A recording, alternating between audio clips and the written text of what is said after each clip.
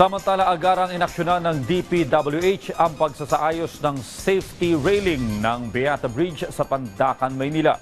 Pagsunod sa safety measures, mahigpit na ipinatutupad sa mga motorista sa lungsod.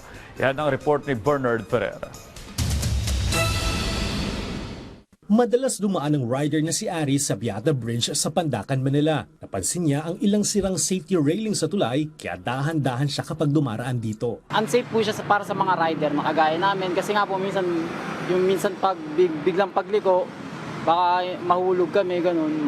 Tas mahulog kami sa baba. Itong agad inaksyonan ni DPWH Secretary Vince Dizon matapos ang panawagan ni Manila Mayor Francisco Isko Moreno Dumagoso na ayusin mga safety railing kasunod ng pagkasawi ng isang nakamotorsiklo nitong linggo. Since 2021, sa record pa ng DPWH yun, laging nananakaw yung mga safety railing natin. No? So, sabi naman namin, sabi nga si Yorme, common sense lang naman sabi niya o di welding na lang natin para hindi na manakaw. Diba? Kasi dinadahan-dahan yung paglulusen nung mga railing. Mahalagang Beata Bridge dahil nagsisilbi itong bypass road papuntang San Juan at Quezon City ng daan-daang motorista na araw-araw gumagamit nito. Safety of the people who's driving is the utmost concern of the city government.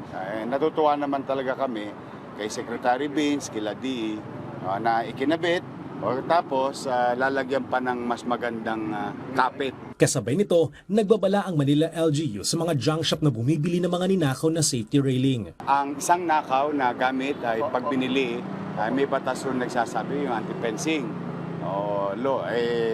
Mabigat po ang kaso noon. Hindi lang po magnanakaw ang kinakasuhan, pati po yung bumili. Mano pa yung pandagdag sa bigat kung ito'y property ng pamahalaan.